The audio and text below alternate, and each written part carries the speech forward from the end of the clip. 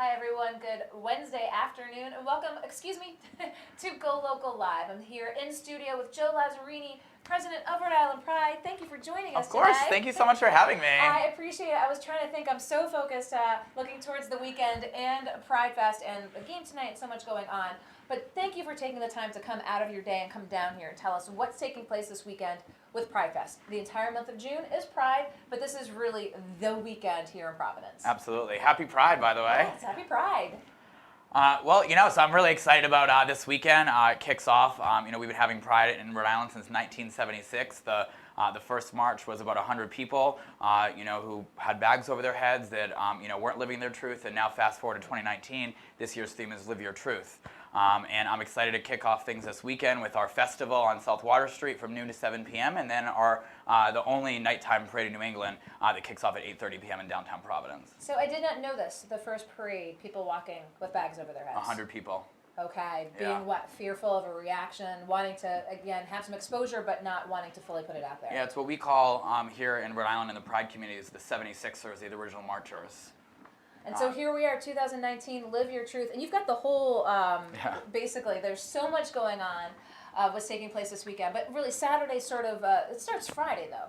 Yeah, I mean, we have things that will be going on. The Thursday night actually kicks off with, some block parties at some of the venues, including Ego, and then there's block parties on Friday, at a number of venues downtown, and then obviously Saturday is the big day. And let's talk a little bit about this year. There's a couple new exciting things that you want to tell folks about. Let's talk about specific area for ADA compliance that folks can watch and know that they can catch the parade. Yeah, so if there are folks with accessibility needs, we're actually going to be setting up for the parade in the parade viewing area at the corner of Empire and Weybosset. Feel free to reach out to us online if you have any questions about that. But we're really excited about that. We want to make sure that everyone, regardless of ability, has the ability and accessibility to watch the parade and have a safe place to do that.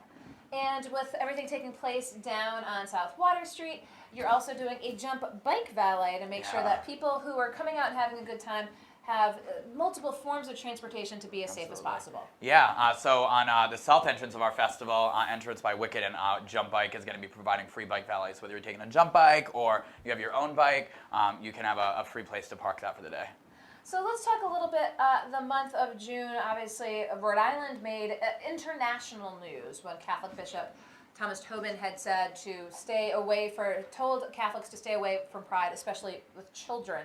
We saw a very strong response to that. You had a statement that day after that tweet was out, and statements from around the world. What would you say the reaction was, and the sort of takeaway from both what the Catholic bishop had wrote and then what you heard from people, again, from Rhode Island and around the world? Yeah, I mean, I think that, and thanks for bringing that up because, when the bishop tweeted that day, it was a stark reminder that, we still need Pride, and not just for that reason, but for many other reasons. There are still LGBTQ people, especially trans women and people of color, who are persecuted in our community and who don't have the same civil rights. And I think what we saw after the bishop's tweet is that, there is widespread support across Rhode Island, across the country, and across the world, for the LGBTQIA+ community. And Bishop Tobin is most certainly in the minority. And I'm looking forward to celebrating this weekend and then getting back to work fighting for full equality for everyone. So that's my next question. Of course, this is such a penultimate weekend for Pride here in Rhode Island. And after you probably sleep for 48 hours straight, as you said, fighting for equality, what's on the agenda in 2019? I don't have necessarily, I think that we need to continue to lift up the voices of, like I said before, queer and trans people of color and queer people of color in general. The issues that affect those more marginalized communities need to be listened to and heard, and I think that's where our community is heading.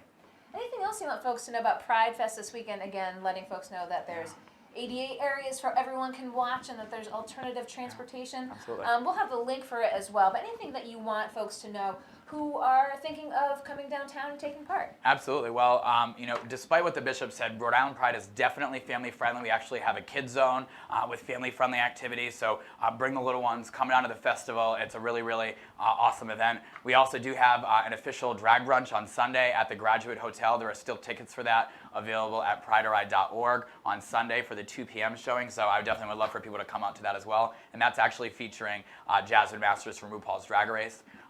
And she's she's also going to be on our main stage on Saturday at 3:30 p.m. as well with Alaska, Adore Delano, and Monique Cart, as well as a host of local queens as well. Okay, well, so much going on this weekend here in Providence with Pride Fest. We'll provide that link, but Joe, I really appreciate your taking the time to come down, tell viewers a little bit more about the weekend, and wish you all the best getting ready for it. Thank you so much for having me. Joe Lazzerini, thank you for coming in. Don't go anywhere. We're going to be right back with our next guest here on GoLocal Live.